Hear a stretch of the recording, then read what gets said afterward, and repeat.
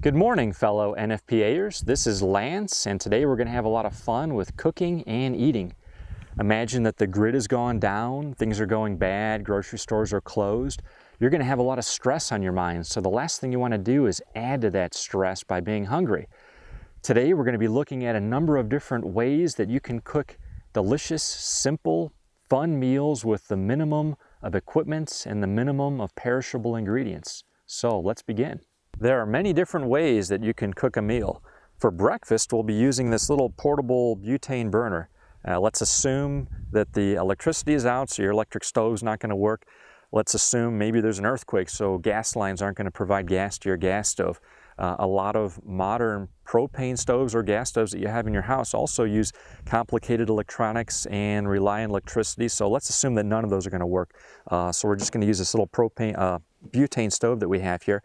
There's other portable fuel-based stoves out there, a Coleman that uses Coleman fuel, those are available. There's kerosene stoves that use wick and that also can be pumped up like an old Primus stove. A lot of those are really more complicated than they need to be. We're just going to try to keep things simple. Another option as far as portable gas-based stoves go would be something like one of these Colemans, or there's other companies that make similar models. They're really neat, they work great. You can get them with multiple burners, and they'll use either a small little 1-pound propane canister, or you can hook them up to a big 500-gallon propane tank.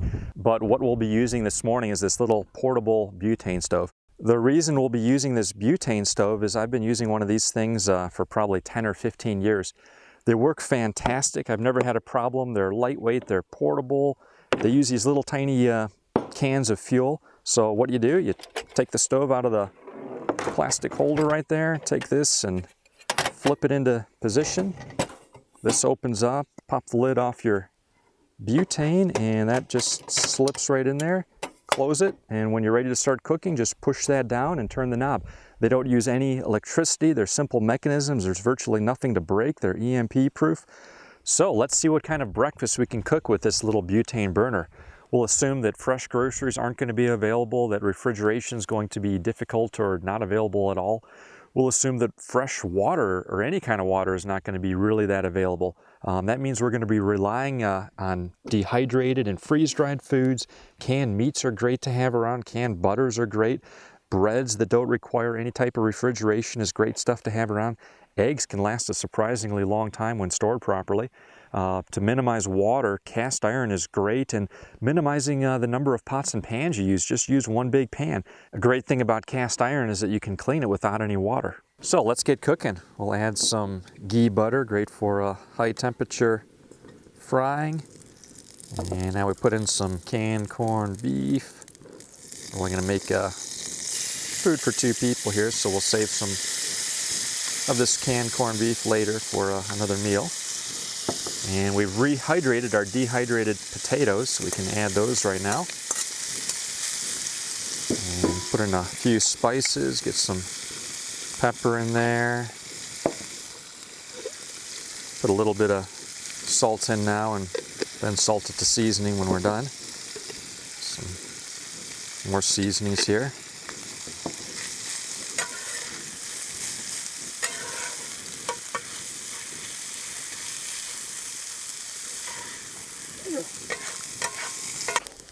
All right, the hash is coming along nice. We're going to add a couple eggs right now. These are our own duck eggs, by the way. Really thick eggs. All right, eggs are coming along nicely. We're going to add a little sunflower seed bread here. This stuff is great. It's from Europe. It lasts for months without refrigeration. Really healthy bread, too. And there you have it, 10 minutes later, delicious, wholesome corned beef hash. And the best part is, grab a couple paper towels or any kind of towel.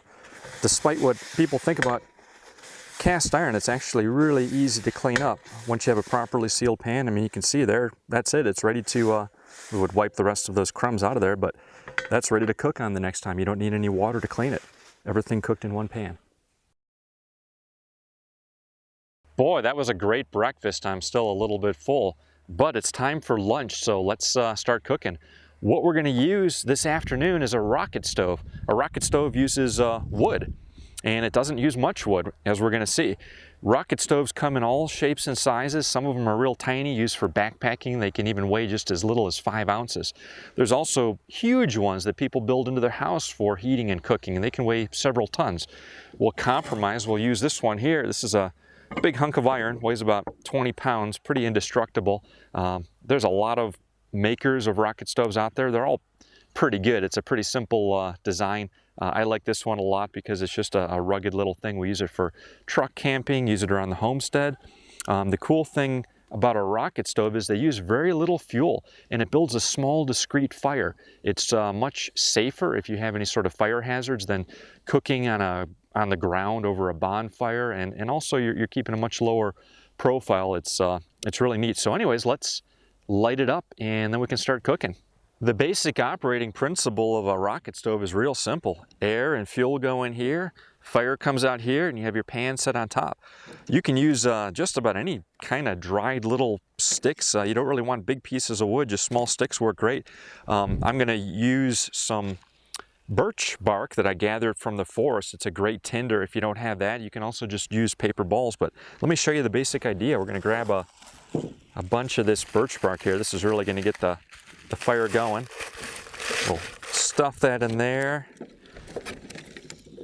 As we get the fire going, we'll be feeding the sticks through here, but just to start it out right now, we can put these sticks in the top right here. Shorten a couple of these things up, and we'll light it up and let those burn down, and then we'll feed our bigger sticks in through the front over there. And there we have it. There's a lot of videos and instruction out there on how to build fires, and boy, there's a lot of people coming up with a lot of complicated ways of lighting a fire. I love disposable lighters. Don't get any junky ones from China, but anything from America or Europe, fantastic quality. The things last just about for thousands of lights, and they're great. You can stash them in your pocket. You always have fire. Why make things difficult? It's good to know a lot of skill sets, but keep things simple when you can. It's kind of windy out here, so I'm going to try to light it inside there.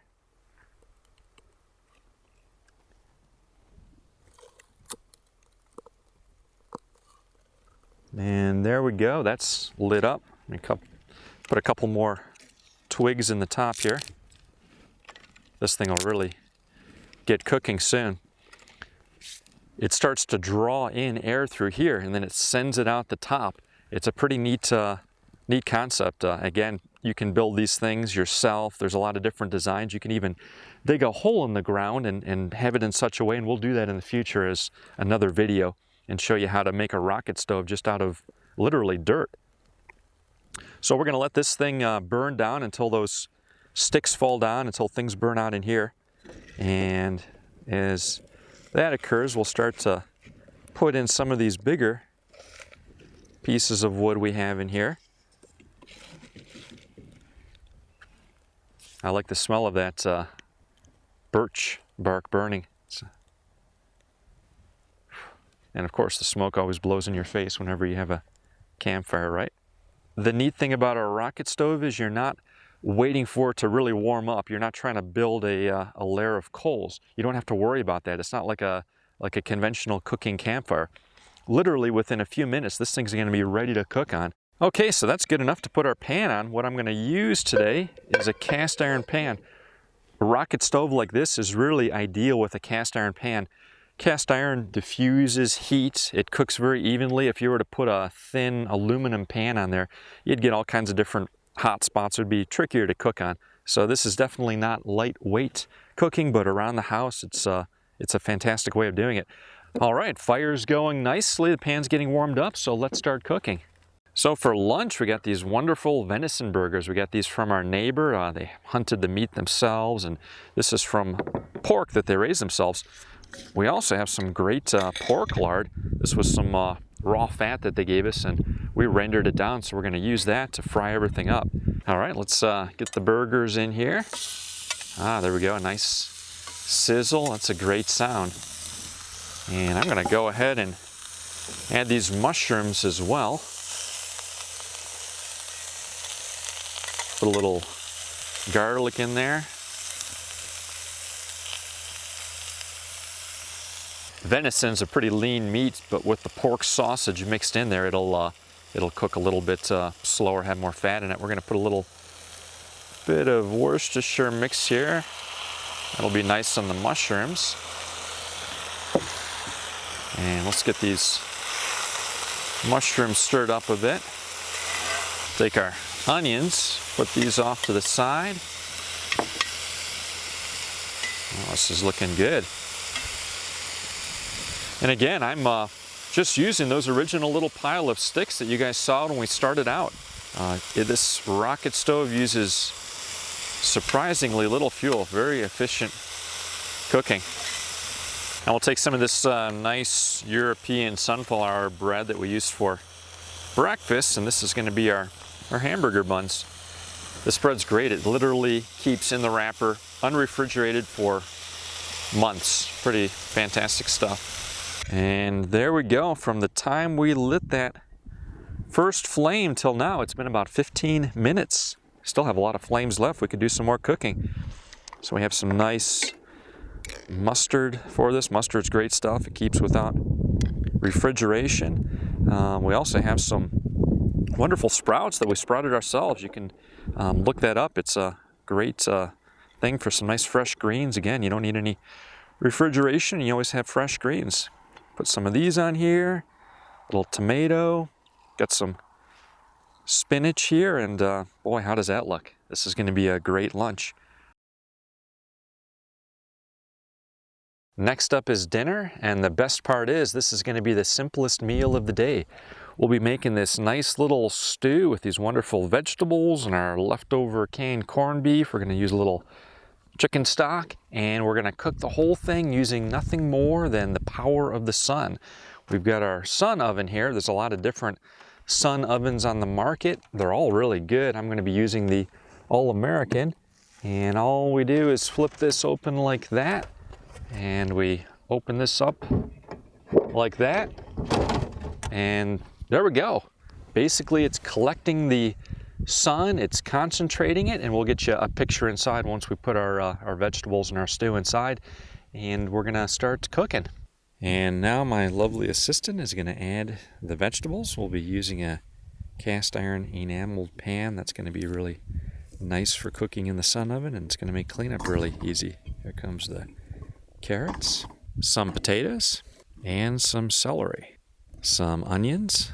Here comes the rest of our beef left over from breakfast, and some chicken stock. Now we'll just open up the sun oven. We'll put our stew inside. It has its own leveling rack, so it automatically stays level. Close the lid, and for the next couple hours we can go about our chores and let the sun oven get dinner ready for us. Okay, it's been 3.5 hours, and this stew is done just in time too. Our sun started to die out for the evening. We're gonna pull that out of there and set it down. Let's check out this stew.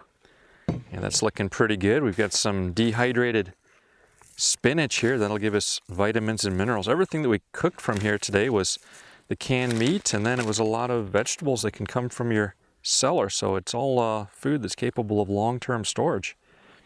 We'll pour ourselves a bowl. Boy, that looks really nice. Look at that.